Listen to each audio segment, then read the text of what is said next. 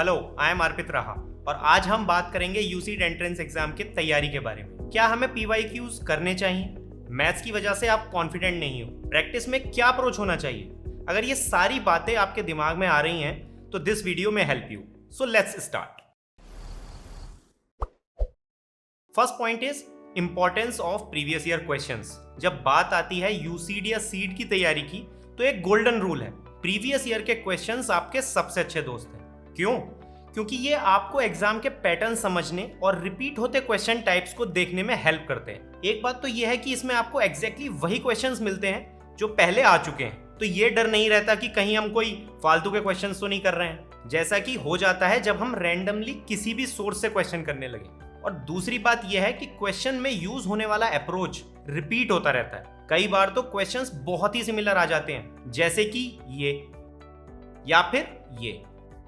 तो मुझे लगता है कि ये बात काफी क्लियर हो चुकी होगी कि पीवाईक्यूज आर अ मस्ट। और हाँ, इसमें एक बात ये भी है ध्यान रखने की कि चाहे आप यूसीड का एग्जाम दे रहे हो लेकिन सीड के पीवाईक्यूज भी करें, क्योंकि दोनों का अप्रोच एग्जैक्टली सिमिलर होता है। और दूसरे नंबर पर बात करते हैं फियर ऑफ मैथमेटिक्स। मैथ्स का फियर एक कॉमन फैक्टर है बहुत से एस्पिरेंट्स में, लेकिन गुड न्यूज ये है कि मैथ्स का रोल बहुत ही लिमिटेड है और इसका प्रूफ ये सिलेबस जो इंफॉर्मेशन ब्रोशर में गिवन है वो है। तो आपको बस बेसिक्स ही देखना है, जैसे कि नॉर्मल एरिथमेटिक कैलकुलेशंस, कुछ फिगर्स के एरिया के फॉर्मूलाज और थोड़ा सा आइडिया एंगल्स का।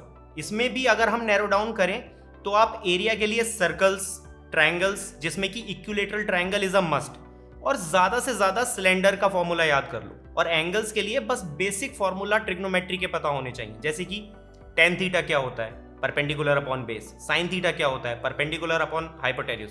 बस इतना ही। इसके अलावा कुछ भी मैथमेटिक्स का पता होना इंपॉर्टेंट नहीं है, ना कोई थ्योरम ना ही कोई प्रूफ्स।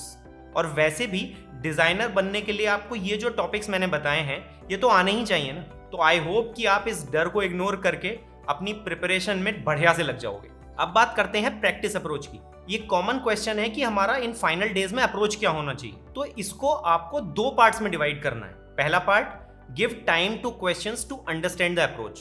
मतलब ये कि जरूरी नहीं है कि हर क्वेश्चन को प्रैक्टिस करने के लिए आप हमेशा एक टाइम लिमिट रखें। टाइम के अंदर सॉल्व कर लेने से ज्यादा इंपॉर्टेंट ये बात है कि आप उसके अप्रोच को पकड़ो, जिससे वो क्वेश्चन सॉल्व होगा। क्योंकि अप्रोच ना रिपीट होते हैं एग्जाम में, तो अगर किसी क्वेश्चन को करने में थोड़ा ज्यादा टाइम भी लग रहा है तो उसे वो टाइम दो। लेकिन दूसरी बात हमें ये भी ध्यान रखनी है कि एग्जाम में तो टाइम लिमिट होती है, तो हमारा सेकंड पार्ट जो है वो टाइम को ध्यान में रख के क्वेश्चन सॉल्व करने का है। तो आप दिन में कोई ना कोई पार्ट ऐसा जरूर रखो जहां पर एक टाइम लिमिट रख के कुछ क्वेश्चन सॉल्व करोगे।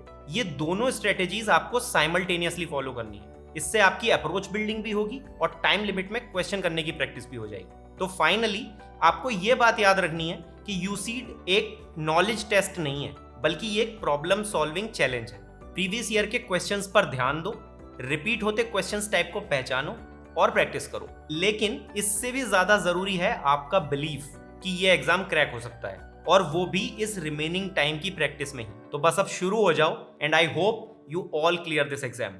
Thanks and all the best.